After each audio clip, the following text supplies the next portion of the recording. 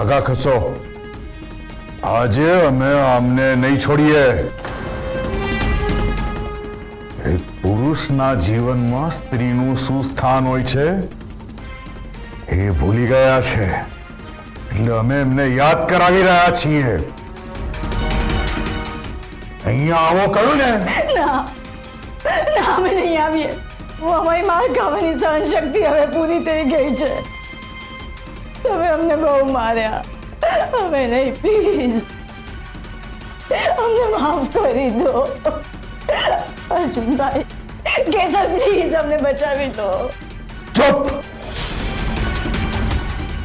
આજે તમને કોઈ નહીં બચાવી શકે. અમે કઈ હર્ષવર્ધન નથી કે પત્નીને માથે બેસાડીને નાચીએ.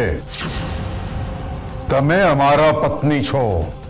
અમે તમને મારીએ કે તમારો જીવ લઈએ, કોઈ વચ્ચે નહીં આવે.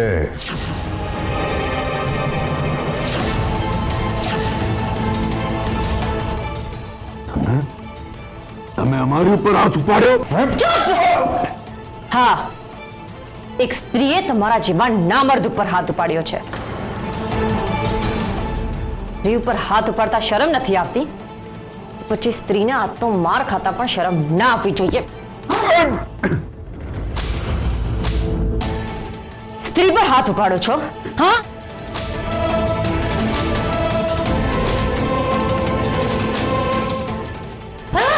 બસ બસ ભાભી, અરે જીવ લેશો કે શું એમનો?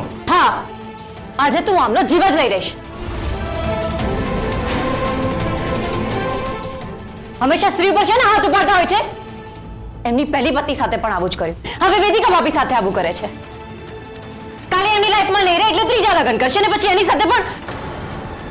તમે તો મર્દ કેવડાવવાને પણ લાયક નથી. જો મર્દ હોત ને તો ચૂંટણીમાં ફોજદારની સામે તમે ઉભા રહ્યા હોત, વેદિકા ભાભીને ના ઉભા રાખ્યા હોત. પણ તમે વેદિકા ભાભીને એટલા માટે જ ઉભા રાખ્યા કે પછી હારી જાય તો બધો દોષનો ટુકડો એમના માથે નાખી શકાય અને એમને આવી રીતે મારી શકાય. યાદ રાખજો, તમે જે હાર્યા છો એ માત્ર તમારા કર્મોને કારણે હાર્યા છો. જો પ્રામાણિકતાપૂર્વક ખેડૂતોના હક માટે લડ્યા હોત ને તો તમે પણ આ ચૂંટણી જીતી શક્યા હોત. સ્ત્રી ઉપર હાથ ઉપાડે છે, શરમ નથી આવતી તમને? આજ પછી જો આમના ઉપર હાથ ઉપાડ્યો છે ને તો ડોમેસ્ટિક વાયલન્સને એવો સ્ટ્રોંગ કેસ બનાવીશ કે આખી જિંદગી જેલમાં સડ્યા કરશો, સમજ્યા?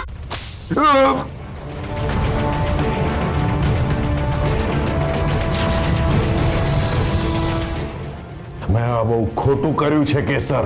બંધ કરો આ બકવાસ. વેદિકા ભાભીને મારીને ગુનો તો તમે કરી જ ચૂક્યા છો. હવે જો વધારે બોલશો ને તો ડોમેસ્ટિક વાયલન્સનો કેસ કરીને અંદર નાખી દેશે.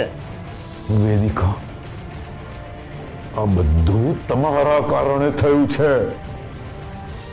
આજે તો તમે બચી ગયા. જોઈએ છે રોજ રોજ તમને કોણ બચાવે છે. એ પહેલા હું તમને મારવાને લાયક જ નહીં છોડું. પ્લીઝ પ્લીઝ પ્લીઝ અમે હાથ જોડીએ છીએ, એમને ના મારશો. પ્લીઝ ના મારશો એમને. છોડી દો એમને પ્લીઝ. જુઓ, સ્ત્રી કેવી હોય છે એ જુઓ. પોતે ગમે તેટલો માર ખાય નહીં ચાલે, પણ પોતાના પતિને કોઈ મારતું હોય ને તો એ એનાથી સહન નથી થતું. તમને તો ડૂબી મારો.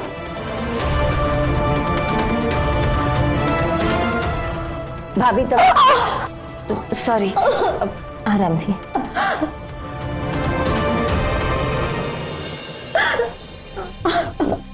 બહુ વાગ્યું છે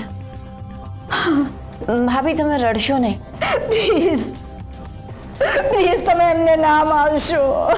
પ્લીઝ ભાભી, ચલો તમે મારી સાથે આવો. ચલો અર્જુનભાઈ, હું વેદિકા ભાભીને મારા રૂમમાં લઈ જાઉં છું. તમે ડોક્ટરને બોલાવી લેજો અને આમની પણ દવા કરાવજો. ચાલો ભાભી, આરામથી.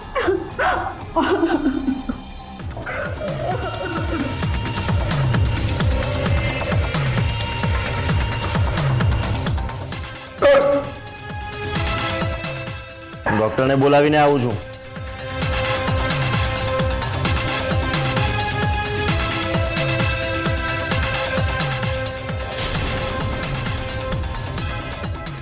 કેસર, અમે તમને નહીં છોડીએ. તમે અમારી ઉપર હાથ ઉપાડ્યો છે, દિગ્વિજયસિંહ ઉપર હાથ ઉપાડ્યો છે. બરબાદ કરી નાખીશું તમને, બરબાદ કરી નાખીશું.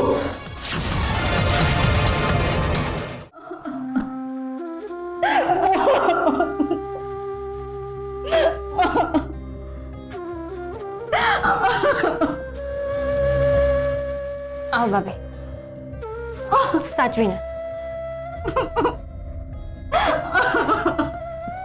તમે બેસો. એક મિનિટ.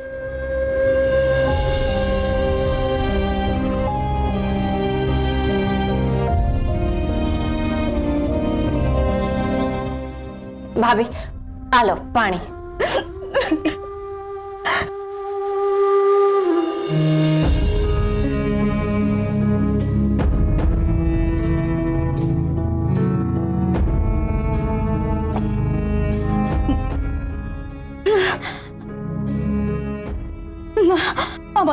અમારે એમના પહેલા પત્ની જેવું નથી બનવું.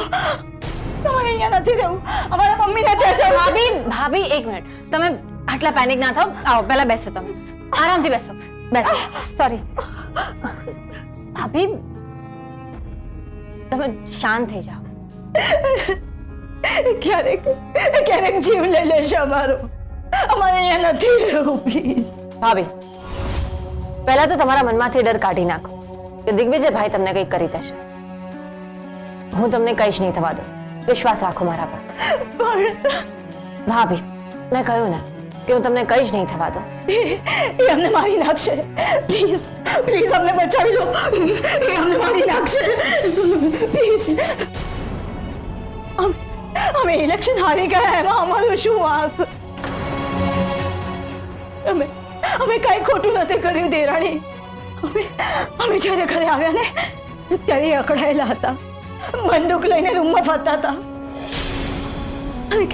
અને બબડતા હતા કે જેના લીધે અમારી હાર થઈ છે એને અમે ગોળીએ દઈશું. અમે એમને બહુ સમજાવ્યા કે જો તમે કોઈને મારી નાખશો તો એમાં તમે જ મુસીબતમાં મુકાઈ જશો. અને ઉપરથી અમારી પર જ ભડકી ગયા અને હંટરથી અમને મારવા લાગ્યા. હવે અમને પોલિટિક્સ નથી સમજાતું, એમાં અમારો શું વાંક? અમે પ્રયત્ન તો કર્યો ને, તેમ છતાં પણ અમારા માટે કઈ સારું બોલવાની બદલે અમને જ. ભાભી, તમે શાંત થઈ જાઓ. રડશો નહીં. વોટ? મોટા ભાઈ એમની પર હાથ ઉપાડ્યો, એ પણ હન્ટરથી. ફોજદાર, કે સર પ્લીઝ અત્યારે જઈને મારી વચ્ચે ના આવીશ. તને ખબર છે ને કે કોઈ પણ મારા સ્ત્રી પર હાથ ઉપાડે છે ને મને નથી ગમતું. હું એને છોડતો પણ નથી. હા ફોજદાર, પણ આજની સ્ત્રીઓને હિસાબ બરાબર કરવા માટે કોઈ પુરુષની જરૂર નથી. જે કંઈ કરવાનું હતું એ મેં કરી દીધું. એટલે એ બધી વાતો હું તમને પછી કહી. અત્યારે અમને સંભાળવા વધારે જરૂરી છે ને. ચાલો. એમણે કંઈ ખાધું? અમારી ભૂખ જ મરી ગઈ છે. સંભાળો. ભાભી તમે બેસો. ભાભી તમે બેસો. ભાભી તમે શાંતિથી બેસો. આવું ના કરશો. સોરી. હું ગિરીશને કંઈ ને કંઈક જમવાનું મોકલાવું છું. અને ભાભી આજે તમે તમારા રૂમમાં નહીં પણ અહીંયા કેસર સાથે જ સૂઈ જજો. હર્ષવર્ધનભાઈ, તમે શું કામ તકલીફ લઈ રહ્યા છો? તમે તકલીફ ના લેશો. અમે અમારા રૂમમાં જઈએ છીએ. ના વેદિકા ભાભી, અમને કોઈ તકલીફ નહીં થાય. અને એમ પણ અત્યારે દિગ્વિજયભાઈનું મગજ ઠેકાણે નથી. જો એમને ફરી તમારા ઉપર હાથ ઉપાડ્યો તો અમે તમને બોલાવી લઈશું ને ત્યારે. પ્લીઝ અત્યારે અમને અમારા રૂમમાં જવા દો. ભાભી એ અમારા પતિ છે, એમને પણ વાગ્યું છે. અમારે એમની કેર કરવી જોઈએ. પ્લીઝ અમને અમારા રૂમમાં જવા દો પ્લીઝ.